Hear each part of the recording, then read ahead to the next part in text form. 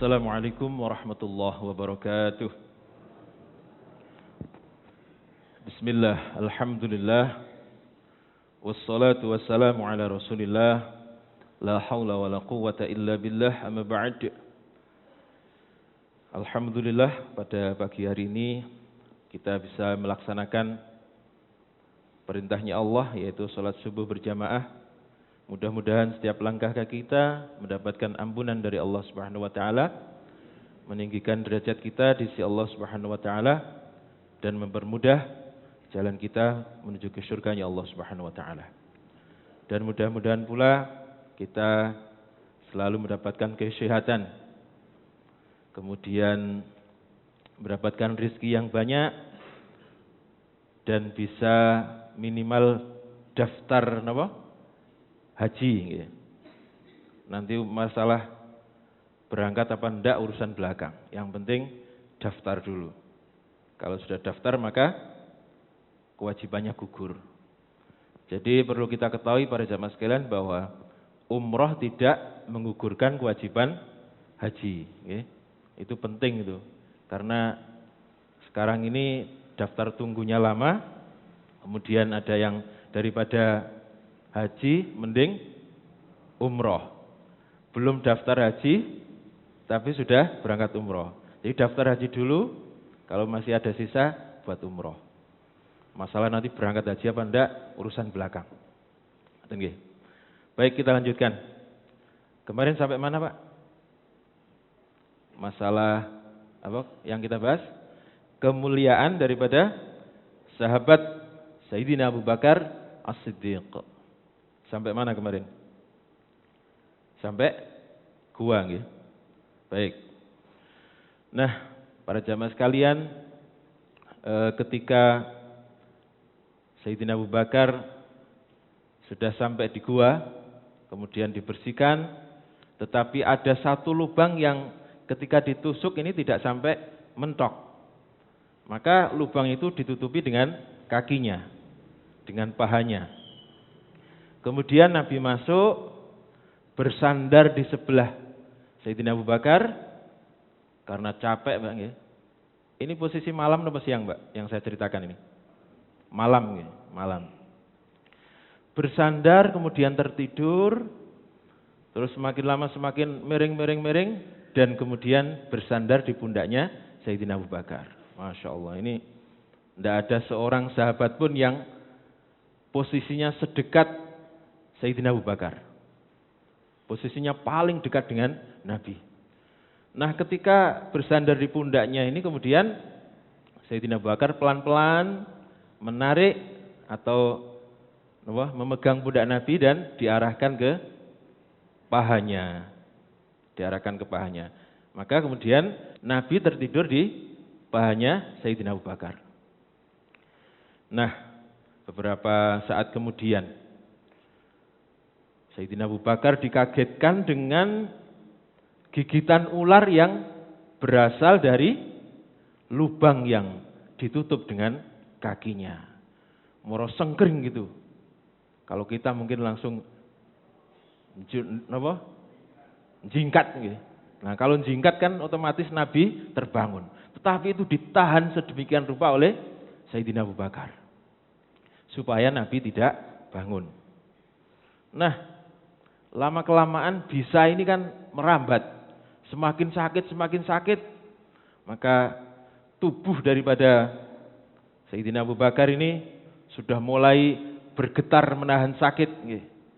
Sebab dia menahan karena supaya Nabi tidak terbangun. Ditahan sedemikian rupa. Tubuhnya bergetar sampai menangis. Sampai nangis. Gara-gara menahan sakit daripada digigit ular tadi. Nah, ketika nangis itulah kemudian air matanya ini jatuh ke pipi Nabi. Sebab tidur di bawahnya. Begitu air mata jatuh, Nabi terbangun dan kaget melihat Sayyidina Abu Bakar menangis. Wa ma bika ya Abu Bakrin? Atau wa ma yubkika ya Abu Bakrin? Apa yang menyebabkan kamu menangis, wahai Abu Bakar? Tidak apa-apa ya Rasulullah, maafkan saya telah membuat engkau bangun dari tidur. Tetapi ada apa? Kemudian Sayyidina Abu Bakar mengatakan, tidak ada apa-apa ya Rasulullah, hanya ada ular. Masya Allah, hanya ada ular. Nah, begitu Sayyidina Abu Bakar mengatakan hanya ada ular, ini kan berarti digigit ular. Maka kemudian Nabi berlinang air mata melihat Abu Bakar yang masih menggigil itu, masih bergetar. Kemudian Nabi melihat ke atas atau pandangannya ditujukan ke atas dan berdoa, Ya Rabb, semua sahabatku yang baik-baik kepadaku, aku telah bisa membalasnya. Kecuali Abu Bakar, aku belum bisa membalasnya. Maka kebaikan Abu Bakar hanya engkau yang dapat membalasnya. Luar biasa, nggih. Jadi kebaikan Abu Bakar hanya engkau yang dapat membalasnya. Nah, kata-kata Nabi ini sering kita dengar, Pak. Apa kata-katanya? Wa jazakallahu ya Abu Bakrin.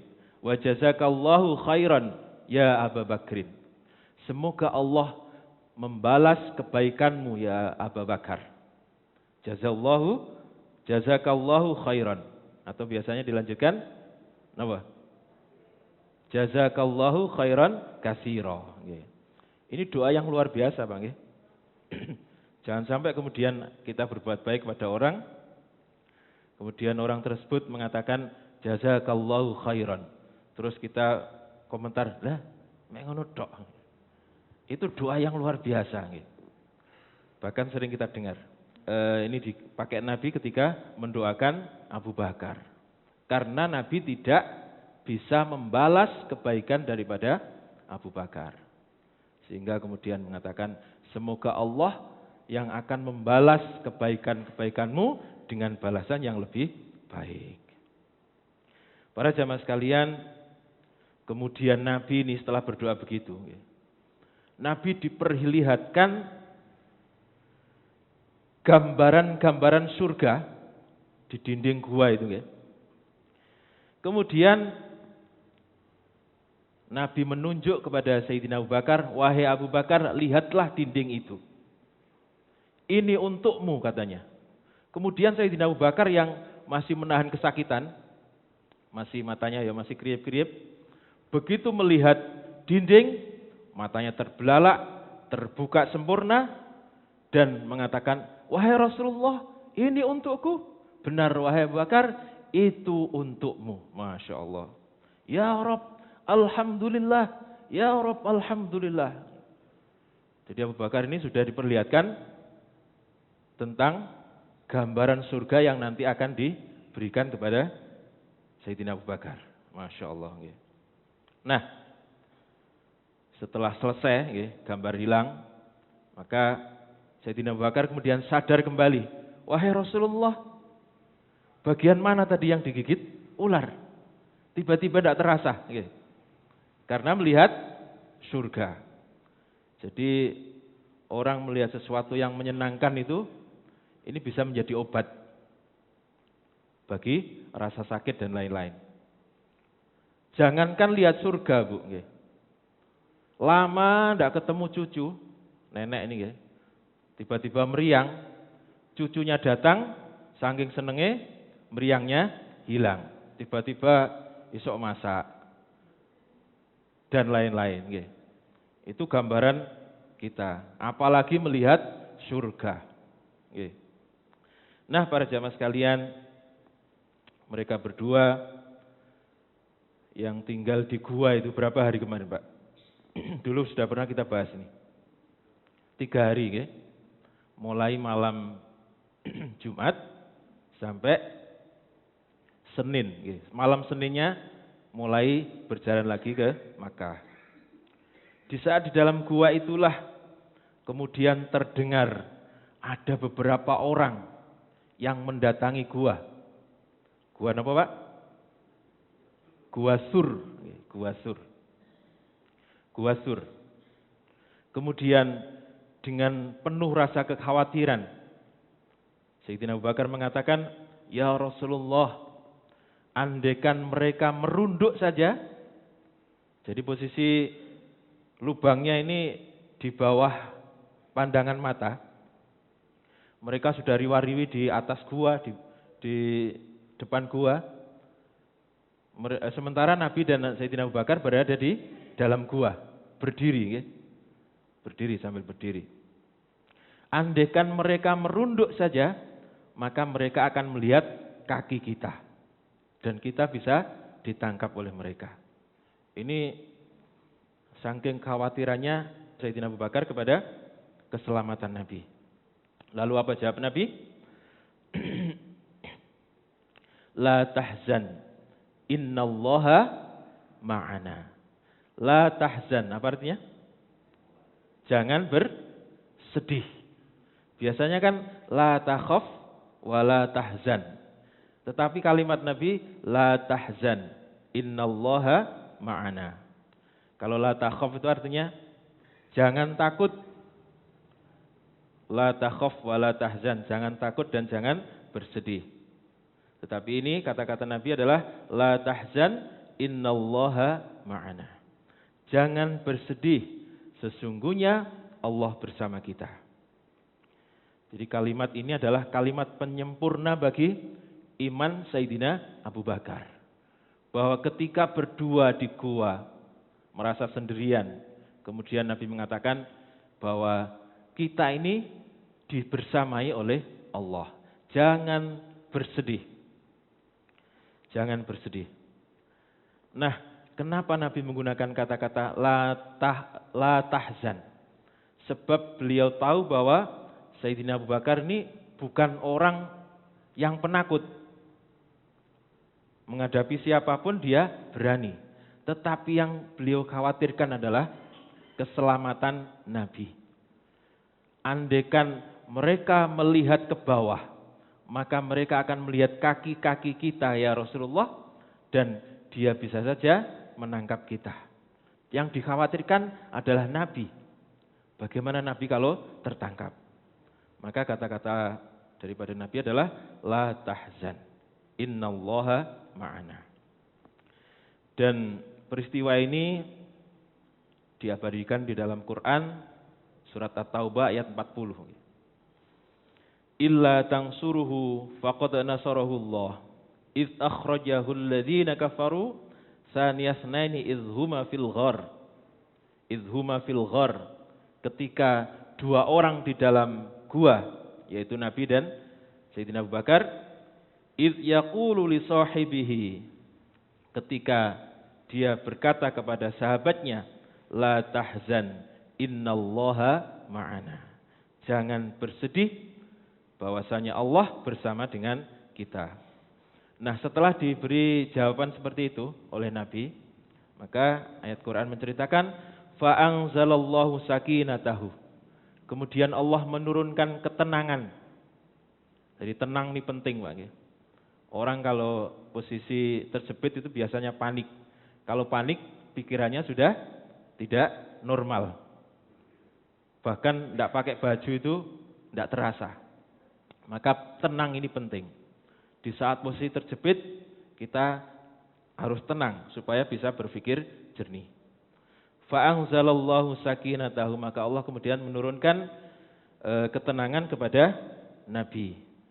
Alaihi, atasnya, wa ayyadahu bi junudi, dan Allah menolong dia dengan tentaranya, lam tarauha, yang tidak terlihat. Wa ja'ala kalimatal ladzina kafaru as-sufla, dan menjadikan kalimat-kalimat orang kafir itu menjadi kalimat yang rendah. Wa kalimatullahi, dan kalimat-kalimat Allah hiyal ulya, itulah yang tinggi. Wallahu azizun hakim, sesungguhnya Allah Maha perkasa dan Maha bijaksana. Para jamaah sekalian, di ayat tadi ada kata-kata bijunudi, atau artinya adalah tentara. Lam tarauha, yang tidak kamu lihat. Apa kira-kira maksudnya? Malaikat?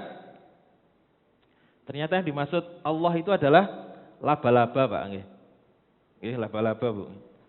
Setelah Nabi masuk, laba-laba ini tiba-tiba membuat jaring-jaring secepatnya. Nggih. Biasanya buat jaring-jaring kan butuh waktu. Nggih. Itu membuat jaring-jaringnya cepat. Set gitu.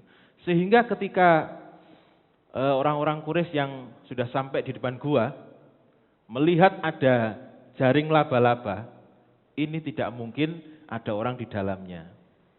Kalau ada orang di dalamnya kan otomatis jaring-jaringnya rusak.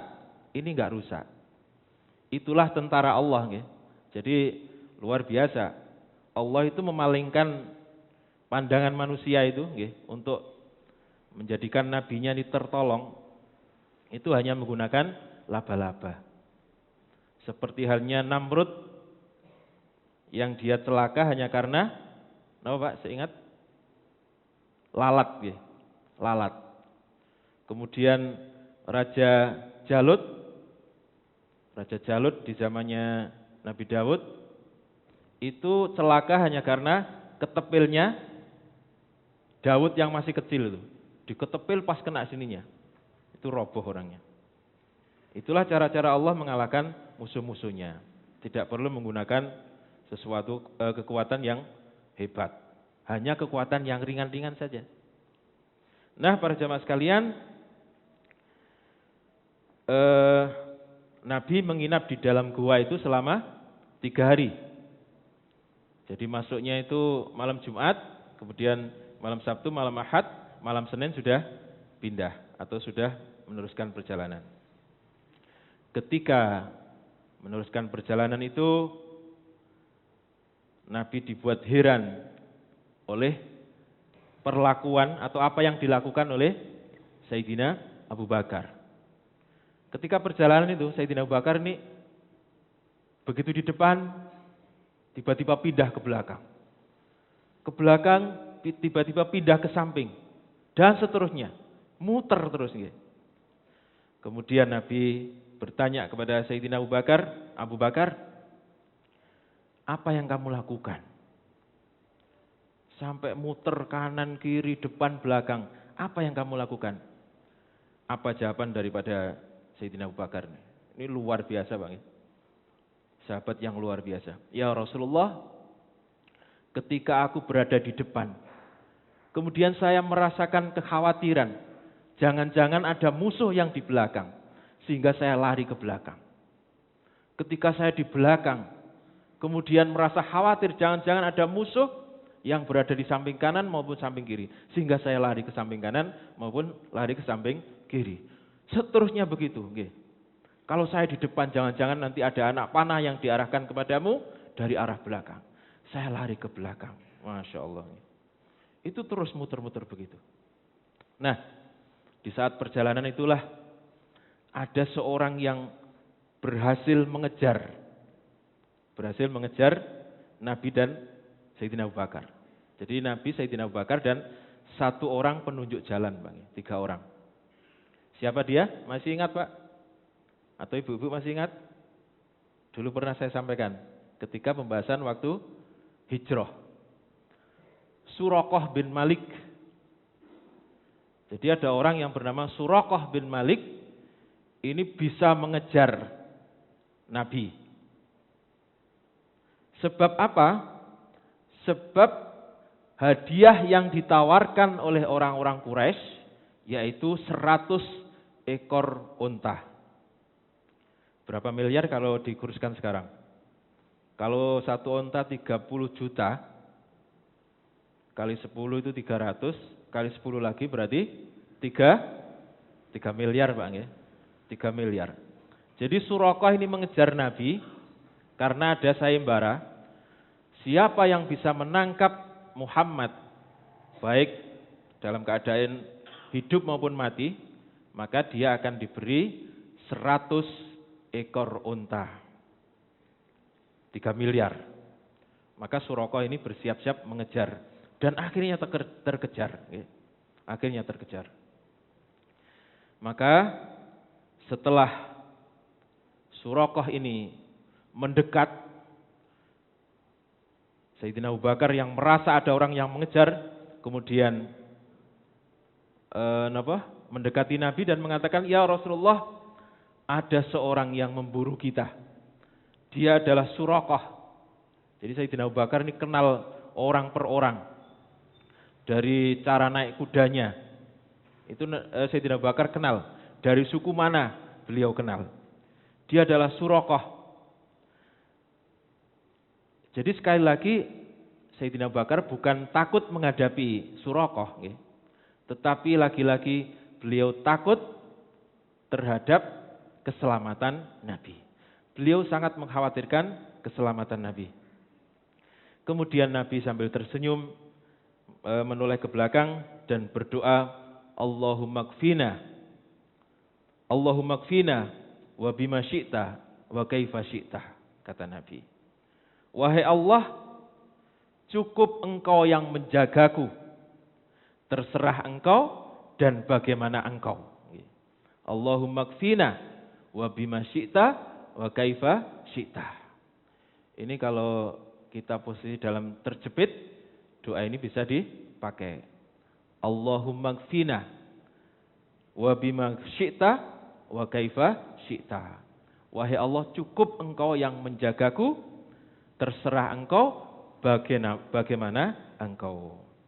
Nah, para jamaah sekalian, Suraqah ini semakin mendekat dan sudah sangat dekat. Dia mulai mengambil ancang-ancang untuk melempar tombaknya kepada Nabi. Sudah mulai ancang-ancang. Lalu berhasilkah Suraqah menangkap Nabi? Akan kita bahas pada pertemuan yang akan datang. Demikian, kurang lebihnya mohon maaf. Mudah-mudahan manfaat. Wassalamualaikum warahmatullahi wabarakatuh.